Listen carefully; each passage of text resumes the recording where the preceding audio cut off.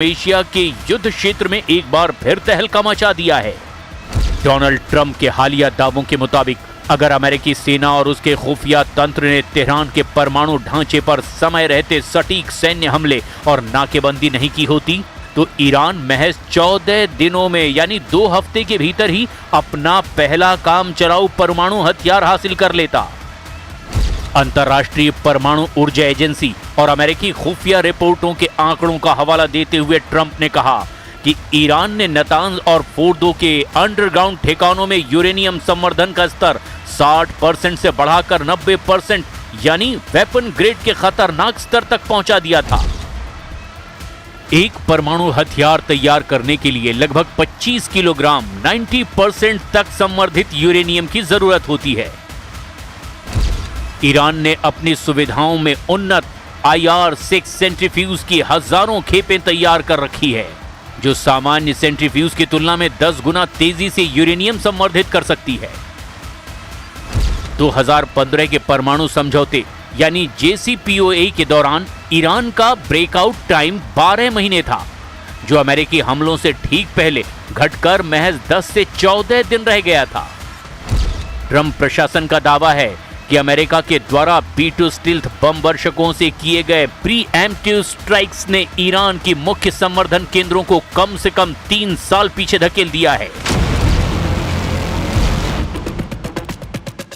नहीं दिखाएंगे ईरान का परमाणु, ट्रंप नेतन्याहू को काली बाफ का चैलेंज। ईरान के परमाणु ठिकानों पर अगर अमेरिका और इजराइल की सीधी पहुंच हो जाती है तो ये वाकई अमेरिका और इजराइल की ईरान पर सीधी जीत साबित करने का बेहतरीन मौका होगा। लेकिन मौजूदा हालात में ईरान अपने तेवरों से फिर साबित कर रहा है कि ईरान रत्ती भर भी झुकने वाला नहीं है। जरा खबर को समझ लीजिए। अमेरिका अंतर्राष्ट्रीय परमाणु एजेंसी IAEA की आड़ में ईरान के परमाणु प्रोग्राम पर क्या नकेल कसने की कोशिश कर रहा है और कैसे ईरान अमेरिका और इजराइल के इस परमाणु पंजे से खुद को बचाने में जुटा है। नहीं दिखाएंगे ईरानी परमाणु, ट्रंप के परमाणु पंजे पर प्रहार। ईरान ने IAEA को परमाणु ठिकानों तक पहुंच देने से साफ इनकार कर दिया है। ईरानी संसद के स्पीकर मोहम्मद बाकर कालिबाफ ने एक ऐसा बयान दिया है जिसे सुनकर राष्ट्रपति ट्रंप और इजराइल के प्रधानमंत्री नेतन्याहू के होश उड़ गए हैं। मोहम्मद बाकर कालिबाफ ने तो 2 टूक शब्दों में कह दिया कि ईरानी कानून इस बात की अनुमति ही नहीं देता कि IAEA ईरान के 3 परमाणु ठिकानों का दौरा करें। ईरान के इस्फान, फोर्दो और नातांज परमाणु ठिकाने ईरान के परमाणु कार्यक्रम के मजबूत स्तंभ माने जाते हैं। तीनों तकनीकी रूप से एक दूसरे से जुड़े हुए हैं। इनके बिना ईरान का परमाणु ढांचा अधूरा है। अमेरिका और इजराइल चाहते हैं कि IAEA के जरिए ईरान के इस्फान, फोर्दो और नातांज का पूरा कच्चा चिट्ठा सामने आ जाए। IAEA चाहता है कि वो ईरान के तीनों परमाणु साइट्स इस्फान, फोर्दो और नातांज का बारीकी से निरीक्षण करे और पता लगाए कि आखिर ईरान का 440 किलो 60% संवर्धित यूरेनियम कहां छिपा है। अब आप ये भी जान लीजिए कि ईरान के ये तीनों परमाणु अड्डे इतने ज्यादा अमेरिका, इजराइल और IAEA की आंखों की किरकिरी क्यों बने हुए हैं। इस्फान न्यूक्लियर फैसिलिटी यहां मुख्य रूप से यूरेनियम कन्वर्जन फैसिलिटी यानी कि UCF काम करती है। देश की खदानों से जो भी कच्चा यूरेनियम लाया जाता है जिसे येलो केक कहते हैं उसे यहां रासायनिक प्रक्रिया के जरिए यूरेनियम हेक्साफ्लोराइड गैस यानी कि UF6 में बदला जाता है। इसी गैस को बाद में संवर्धन के लिए दूसरे संयंत्रों में भेजा जाता है। यहां संवर्धित यूरेनियम से परमाणु रिएक्टरों के लिए फ्यूल रॉड्स ईंधन की छड़ें तैयार करने का काम भी होता है। इस्फान के आसपास ईरान का बहुत बड़ा सैन्य बेस और एयर डिफेंस सिस्टम तैनात है क्योंकि इस क्षेत्र पर हमला पूरे परमाणु कार्यक्रम की रीढ़ तोड़ने जैसा माना जाता है। फोर्दो न्यूक्लियर फैसिलिटी ईरान के पवित्र शहर कुम के पास मौजूद ये संयंत्र सुरक्षा के लिहाज से सबसे अभेद और रणनीतिक रूप से सबसे खतरनाक माना जाता है। फोर्दो को एक विशाल पहाड़ी के अंदर लगभग 250 से 300 फीट की गहराई में कंक्रीट की मोटी परतों के नीचे बनाया गया है। इस बनावट की वजह से इस पर पारंपरिक हवाई हमलों या फिर बड़े बंकर बस्टर बमों का असर होना लगभग नामुमकिन माना जाता है। यहां आधुनिक और एडवांस सेंट्रीफ्यूज जैसे कि IR-6 के जरिए यूरेनियम को सीधे 60% या उससे ज्यादा शुद्धता तक समृद्ध किया जाता है, जो मेडिकल रिसर्च के नाम पर सैन्य स्तर के बेहद करीब है। नतांज न्यूक्लियर फैसिलिटी ये ईरान का सबसे बड़ा केंद्रीय और मुख्य यूरेनियम संवर्धन संयंत्र है, जो इस्फान प्रांत के अंतर्गत ही नतांज शहर के पास मौजूद है। नतांज में बड़े पैमाने पर औद्योगिक स्तर पर यूरेनियम संवर्धन होता है।